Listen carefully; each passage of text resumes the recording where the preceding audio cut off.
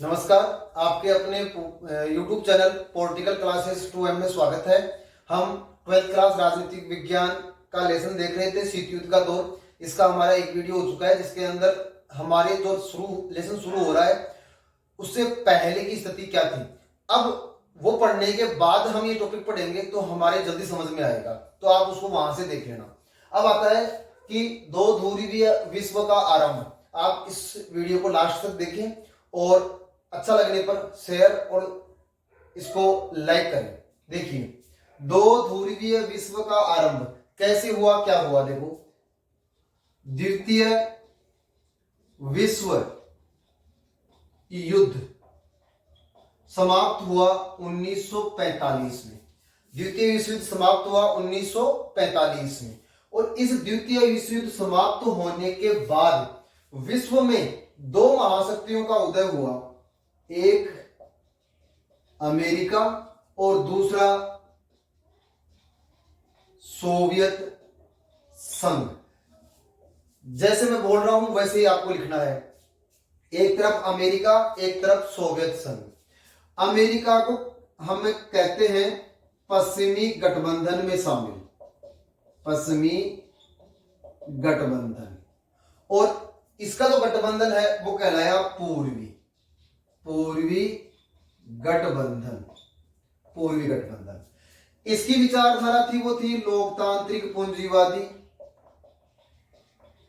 लोकतांत्रिक पूंजीवादी। और इसकी विचारधारा थी वो थी साम्यवादी, साम्यवादी। अब ये अमेरिका ये चाह रहा था कि विश्व के अंदर ये वाली विचारधारा चले, सोवियत संघ चाह रहा था कि साम्यवादी विचारधारा चले। इसके चलते ये दोनों अपने आप को विश्व की एकमात्र महाशक्ति भी बनाना चाह रहे थे।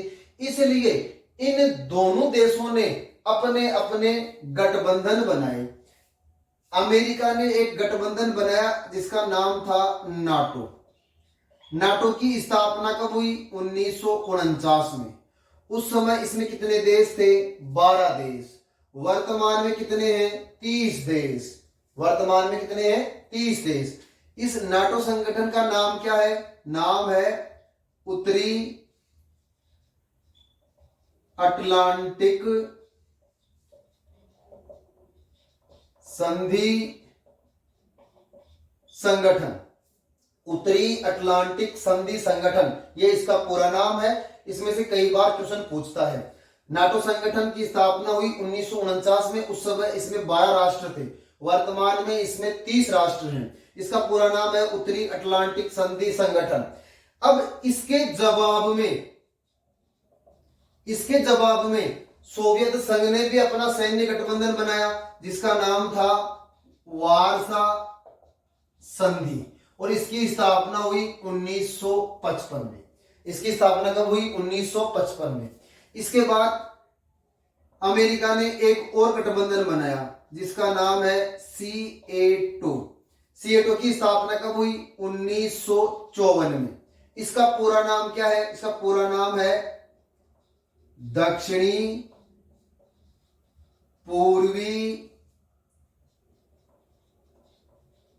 एशियाई संधि संगठन, इसका पूरा नाम है।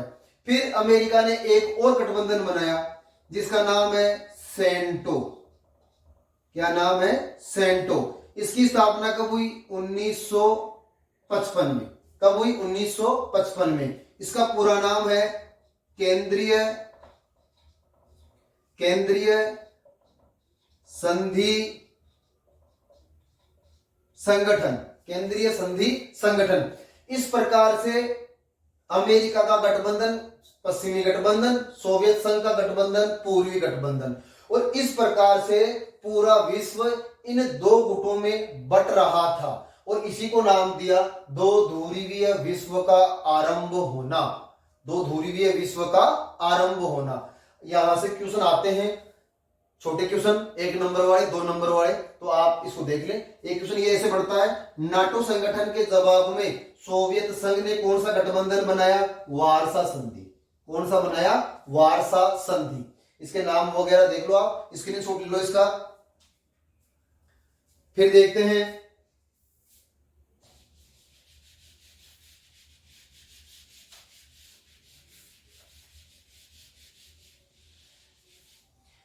फिर टॉपिक है शीत युद्ध का दौर। शीत युद्ध का अर्थ। शीत युद्ध का अर्थ। अब शीत युद्ध का अर्थ क्या है तो देखो, जब विश्व में ये दोनों गठबंधन बन गए, अमेरिका और सोवियत संघ, तो दोनों के मध्य जो प्रतिस्पर्धा, होड़ और जो लड़ाइयां हुई उसको नाम दिया शीत युद्ध। शीत युद्ध का अर्थ होता है युद्ध न होकर युद्ध की सी स्थिति होना, अर्थात युद्ध तो नहीं किया गया लेकिन जवान के द्वारा, शब्दों के द्वारा एक दूसरे देश की आलोचनाएं की गई। यानी कि सीधा सा अर्थ बताता हूं मैं इसका। शीत युद्ध का अर्थ है युद्ध न होकर युद्ध की सी स्थिति होना, मानव मस्तिष्क में लड़ा जाने वाला युद्ध, अर्थात पत्र पत्रिकाओं, रेडियो, दूरदर्शन आदि के माध्यम से एक देश ने दूसरे देश की शासन व्यवस्थाओं और राजनीतिक व्यवस्थाओं की आलोचनाएं की। यानी कि कहने का मतलब क्या था कि इन दोनों महाशक्तियों के पास परमाणु हथियार थे और परमाणु हथियार होने के कारण ये दोनों देश आपस में सीधे रूप से युद्ध करने के पक्ष में नहीं थे और इसी को नाम दिया शीत युद्ध। इसी को क्या नाम दिया? शीत युद्ध। अब मैं इसकी शीत युद्ध की परिभाषा लिख देता हूं, आप उसको देख लेना।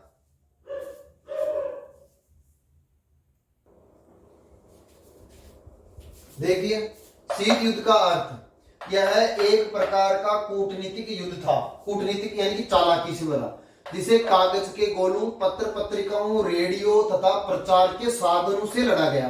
प्रचार के साधनों से लड़ा गया। यह एक वाक युद्ध था। वाक युद्ध था यानी कि शब्दों के द्वारा लड़ा जाने वाला युद्ध। यह वास्तविक युद्ध न होकर युद्ध किसी परिस्थिति को बनाए रखने की कला थी। इसे क्या नाम दिया गया? शीत युद्ध। कहने का मतलब क्या था कि युद्ध वाली स्थिति नहीं थी, बनी हुई थी, लेकिन ये दोनों के दोनों देश युद्ध करने के पक्ष में नहीं थे, वास्तविक युद्ध करने के पक्ष में, क्योंकि इनको दोनों को पता था कि दोनों के पास परमाणु हथियार हैं और यदि वे युद्ध में सीधे रूप से भाग लेते हैं तो दोनों परमाणु हथियारों का प्रयोग करेंगे और इसी के साथ दोनों देश पूर्ण रूप से क्या हो जाएंगे? समाप्त। तो इसकी जो बीच की स्थिति है इसको क्या नाम दिया गया? शीत युद्ध। अब इसमें आगे के टॉपिक हम अगले वीडियो में देखेंगे। यदि आपको अच्छा लगा हो तो इसको लाइक करें, शेयर करें, सब्सक्राइब करें। धन्यवाद।